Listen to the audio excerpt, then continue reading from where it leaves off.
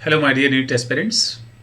आज हम लोग डिस्कस करेंगे anatomy of the flowering plants के कुछ कॉन्सेप्चुअल क्वेश्चंस। आइए चलते हैं पहले क्वेश्चन की तरफ। बच्चों आज का पहला क्वेश्चन है, monocot root has cambium ring, vascular bundle 2 to 4 with large and well developed. पहला ऑप्शन है। Radial vascular bundle, polyarch xylem, no secondary growth, दूसरा ऑप्शन है। कंजॉइंट वेस्कुलर बंडल, तीसरा ऑप्शन है। बोथ 2 and 3, ये चौथा ऑप्शन है। बच्चों मैं सिर्फ एक विद इन मतलब एक वर्ड में इस क्वेश्चन का आंसर दे दूंगा आपको।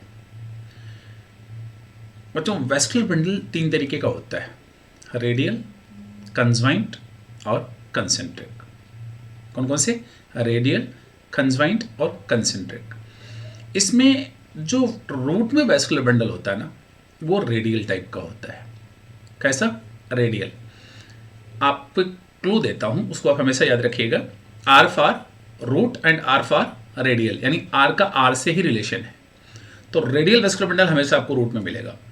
और जैसा कि आप देख रहे हैं इन चारों ऑप्शंस में सिर्फ एक ही ऑप्शन ऐसा है जिसमें रेडियल वेस्कुलर बंडल है, और वो ऑप्शन है ऑप्शन नंबर 2। तो सही जवाब है radial vascular bundle, polyarch xylem, no secondary growth. बच्चों आप ये समझ सकते हैं कि यहाँ पे दिक्कत आपको तब हो सकती थी जब यहाँ पे डाइकॉट रूट भी होता, क्योंकि चाहे मोनोकॉट रूट हो या डाइकॉट रूट हो, सब में रेडियल वेस्कुलर बंडल ही होगा। तो डाइकॉट और मोनोकॉट रूट के डिस्टिंक्शन के लिए मैं आपको कुछ पॉइंट्स बताता हूँ। ये पॉइंट देखिए, यहाँ पर आप देख सकते हैं कि root hair, epiblema, cortex, endodermis, ये सब कुछ आपको डाइकॉट और मोनोकॉट दोनों रूट्स में कॉमन मिलेगा। लेकिन डिफरेंस आता है बच्चों यहाँ पर 2 पॉइंट्स में, पिथ में और नंबर ऑफ वेस्कुलर बंडल्स में। नंबर ऑफ वेस्कुलर बंडल यहाँ पे एक जाइलम रिंग और एक फ्लोएम को मिला करके एक वेस्कुलर बंडल बनता है। जैसा कि आप जानते हैं रेडियल वेस्कुलर बंडल में जाइलम और फ्लोएम दोनों डिफरेंट रेडियस पे प्रेजेंट होंगे। यही डेफिनेशन है रेडियल वेस्कुलर बंडल का। तो एक जाइलम और एक फ्लोएम को मिला करके एक vascular bundle, 2 vascular bundle, 3 vascular bundle, 4, 5, 6, 7, 8। तो यहाँ पे नंबर ऑफ वेस्कुलर बंडल से आप ये डिटरमाइन कर सकते हैं कि ये मोनोकॉट रूट है या डाइकॉट रूट है। अगर ये डाइकॉट रूट होता तो नंबर ऑफ वेस्कुलर बंडल होते 2 to 4।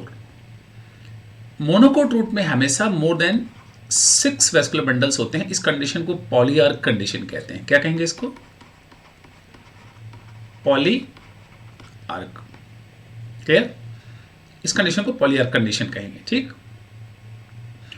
दूसरी एक चीज, ये जो पिथ है, ये आपको पिथ जो है वो मोनोकोट रूट में डेवलप्ड मिलेगी और डाइकोट रूट में या तो एब्सेंट होगी या पोरली डेवलप्ड होगी। तो इस कॉन्सेप्ट के साथ उम्मीद है कि आपको इससे रिलेटेड और भी जो क्वेश्चंस आएंगे उनको सही तरीके से आप सॉल्व कर पाएंगे। आइए चलते हैं नेक्स्ट क्वेश्चन की तरफ।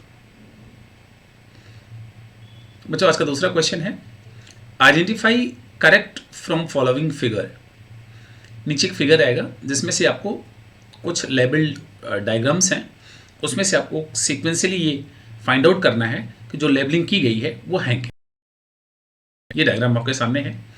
देखिए बच्चों, ये डायग्राम आपको सेकेंडरी ग्रोथ अगर आपने पढ़ा होगा तो सेकेंडरी ग्रोथ में सेकेंडरी ग्रोथ 2 तरीके से होती है। एक होती है इंट्रास्टेलर सेकेंडरी ग्रोथ, दूसरा होती है एक्स्ट्रास्टेलर सेकेंडरी ग्रोथ। इंट्रास्टेलर सेकेंडरी वो वेस्कुलर कैम्बियम की एक्टिविटी से होता है और इनसाइड द एंडोडर्मिस उसकी पोजीशन होती है।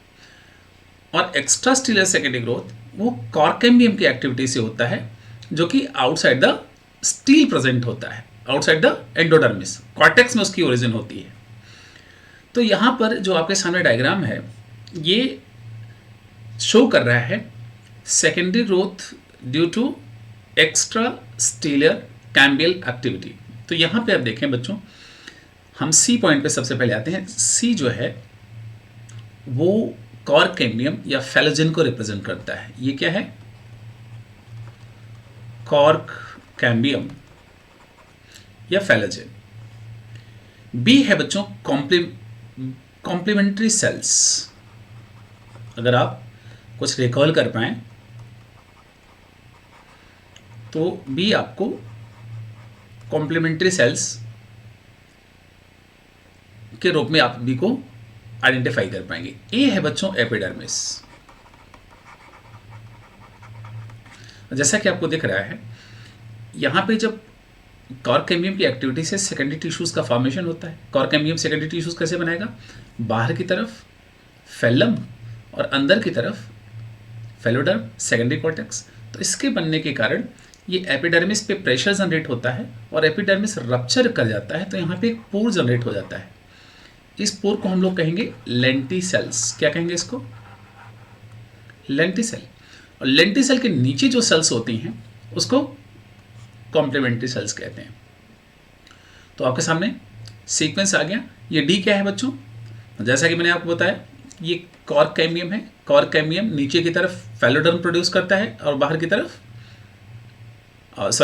नीचे की तरफ सेकेंडरी कॉर्टेक्स या फेलोडर्म प्रोड्यूस करता है और बाहर की तरफ फेलम प्रोड्यूस करता है। तो आप डी को क्या बोलोगे? फेलोडर्म। डी है फेलोडर्म। तो आइए देखते हैं ऑप्शंस में।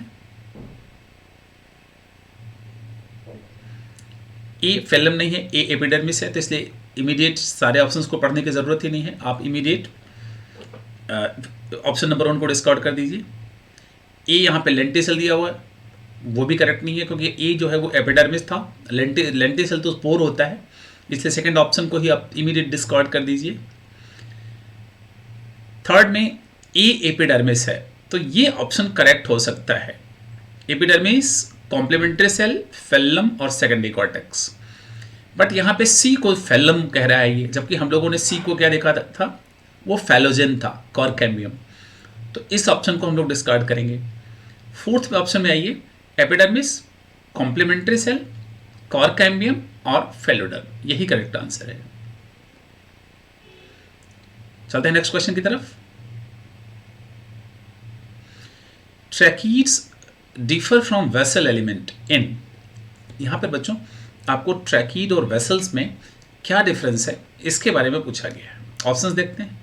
मैं आपको बता दूं बच्चों, कुछ डिफरेंस ये होता है कि वेसल्स जो होती हैं उनकी ल्यूमेन अपेक्षाकृत ज़्यादा वाइड होता है और उनमें क्रॉसवॉल परफोरेशंस होते हैं, जबकि ट्रैकीड्स की ल्यूमेन अपेक्षाकृत कम वाइड होती है, मतलब वो नैरो होती है। उसके एंड टैपरिंग होते हैं, टैपरिंग एंड्स, उसके एंड टैपरिंग होते हैं, ल्यूमेन नैरो होती है और उसमें क्रॉसवॉल परफोरेशंस नहीं मिलते, है ना? क्रॉसवॉल परफोरेशंस नहीं मिलेंगे। इस नॉलेज के साथ हम लोग आगे बढ़ते हैं। हैविंग कैस्पिरिन स्ट्रिप, नहीं, कैस्पिरिन स्ट्रिप आपको कहाँ मिलेगा? एंडोडर्मिस में मिलेगा। ठीक है, याद रखना, रूट की एंडोडर्मिस में आपको कैस्पिरिन स्ट्रिप मिलेगा। इसको वाटर टाइट डैम या वाटर चेक डैम भी कहते हैं। ये बेसिकली सुबेरिन की बनी हुई स्ट्रिप्स होती हैं। काफ़ी क्वेश्चंस आते हैं इसके ऊपर। बीइंग इम्परफोरेट, ये करेक्ट आंसर है, बट और ऑप्शंस देख लेते हैं। लैकिंग न्यूक्लियस, तो दोनों में न्यूक्लियस नहीं होता, ट्रैकिड्स में भी नहीं होता और वेसल्स में नहीं होता, दोनों ही डेड सेल्स हैं। बीइंग, ये भी गलत है क्योंकि दोनों में ही लिग्निफिकेशन होता है, चाहे वो ट्रैकिड्स हो या वेसल हो, दोनों में लिग्निफिकेशन मिलेगा। तो बीइंग इम्परफोरेट मतलब ट्रैकिड्स में परफोरेशन नहीं होता जबकि वेसल्स में परफोरेशन होता है। क्लियर? चलते हैं नेक्स्ट क्वेश्चन की तरफ। तो इसका करेक्ट आंसर हो गया, इस क्वेश्चन का करेक्ट आंसर हो गया 2, being imperforate. Next question, complementary cells are associated with, ये हम लोगों ने अभी पहले ही पढ़ा है फर्स्ट क्वेश्चन में। कॉम्प्लीमेंट्री सेल्स का एसोसिएशन किसके साथ होता है? लेंटिसेल के साथ। बिना किसी ऑप्शन के आप इसका जवाब दे सकते हो। चलिए ऑप्शंस की तरफ देख लेते हैं। ऑप्शन आ गया लेंटिसेल, हाइडेथोट्स, स्टोमेटा, बार्क। इसका सही जवाब है लेंटिसेल। बच्चों और हम जान लेते हैं ये हाइडोथेट क्या होता है। हाइड्रोथोड होता है बच्चों, हाइड्रोथोड कहते हैं वाटर स्टोमेटा को। ये परमानेंटली ओपन पोर्स होते हैं जिनके थ्रू लिक्विड निकलते हैं। तो हाइड्रोथोड एक तरीके से वाटर पोर्स कहते हैं इनको, वाटर पोर्स या वाटर स्टोमेटा। ये इनके थ्रू गटेशन होता है, इनके थ्रू जो लिक्विड निकलता है वो ट्रांसपैर्ड लिक्विड से अलग होता है। ट्रांसपैर्ड लिक्विड में वाटर वेपर्स निकलती हैं, जबकि हाइड्रोथोड्स के थ्रू जो गटेशन होता है जिसमें कि लिक्विड निकलता है उसमें ऑर्गेनिक और इनऑर्गेनिक मटेरियल्स होते हैं, वो लिक्विड फॉर्म में निकलता है। स्टोमेटा आप जानते हैं। अब बार्क क्या होता है ये भी जानते हैं बच्चों। बार्क को मैं डिफाइन करना चाहता हूँ बच्चों एक लाइन में, all the tissue lying outside the vascular cambium. I repeat, one line definition of the bark. Bark की एक लाइन की डेफिनेशन, वो सभी टिश्यूज जो वैस्कुलर कैम्बियम से बाहर प्रेजेंट होते हैं बार्क कहलाते हैं। ठीक, तो आगे चलते हैं नेक्स्ट क्वेश्चन की तरफ। देखिए इस डायग्राम में ये लेंटिसेल है जो कि एपिडर्मिस के रप्चर होने से बनी है, ये कॉम्प्लीमेंट्री सेल है, वो ये एपिडर्मिस है, ये फेलम या कॉर्क है, ये फेलोजन या कॉर्क कैम्बियम है, और ये सेकेंडरी कॉर्टेक्स या फेलोडर्म है। इनफैक्ट जो पहला क्वेश्चन था उसी का डायग्रामेटिक एक्सप्लेनेशन बहुत अच्छा यहाँ पे कलर डायग्राम के थ्रू दे दिया गया है। क्लियर? ये जो ब्लू कलर की आपको सेल्स दिख रही है ये सारी के सारी सेल्स कॉम्प्लीमेंट्री सेल्स हैं। ये जो ब्लू लाइन है ये फेलोजन है, कॉर्क कैम्बियम ये लिविंग सेल है, ये फेलम है ये नॉन लिविंग सेल है, और फेलोडर्म या सेकेंडरी कॉर्टेक्स ये लिविंग सेल्स होती हैं।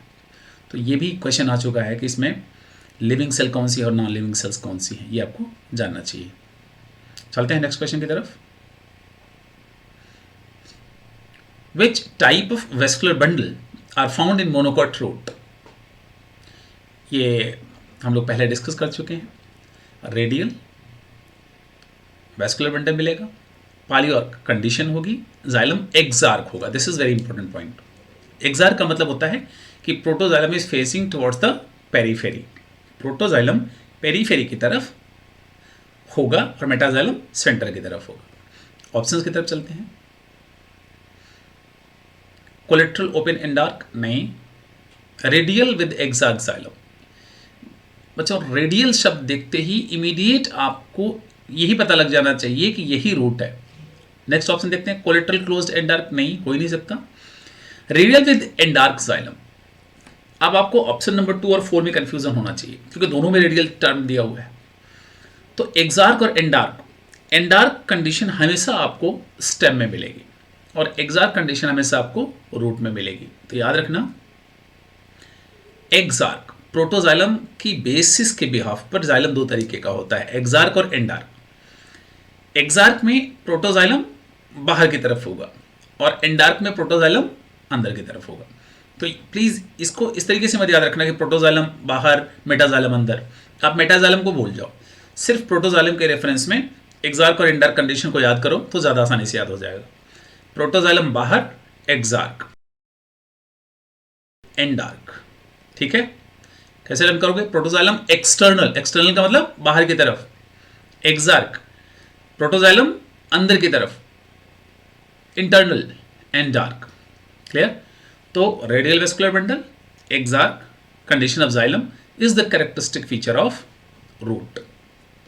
सारी रूट्स चाहे वो डाइकोट रूट हो या मोनोकोट रूट। तो करेक्ट आंसर इसका सेकंड। चलते हैं नेक्स्ट क्वेश्चन की तरफ। देखिए ये डायग्राम बना हुआ है, जाइलम फ्लोएम। ये रेडियल वेस्कुलर बंडल है, ऐसा वेस्कुलर बंडल जिसमें जाइलम और फ्लोएम डिफरेंट रेडियाई पे प्रेजेंट होते हैं, उसे रेडियल वेस्कुलर बंडल कहते हैं। अब आप देखिए ये नुकीला जो पॉइंटेड एंड है पेरीफेरी की तरफ, ये शो कर रहा है कि ये प्रोटोजाइलम है, और जैसे जैसे आप नीचे की तरफ जाएंगे यहाँ पे डायमीटर बढ़ता जाएगा, तो मेटाजाइलम के वेसल का डायमीटर प्रोटोजाइलम की कंपैरिजन में ज़्यादा होता है। तो ये बाहर की तरफ protoxylem, external protoxylem, exarch condition. Next question की तरफ। Which of the following pair of plants show secondary growth? बच्चों इसमें नीचे ऑप्शन में कुछ प्लांट आएंगे और हर ऑप्शन में दो दो प्लांट्स होंगे।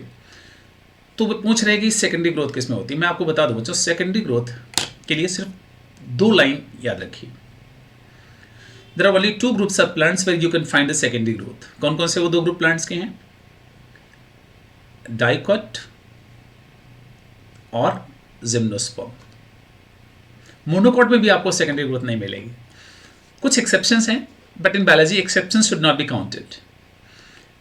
बट जनरल रूल ये है कि जिम्नोस्पर्म और डाइकॉट, इनमें ही आपको सेकेंडरी ग्रोथ मिलेगी। अब आप ऑप्शंस की तरफ बढ़ें।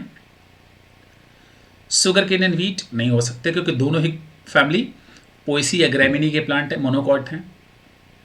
Mango and pine, mango dicot है, पाइन पाइनस को कहते हैं, ये जिम्नोस्पर्म है, ये हो सकता है।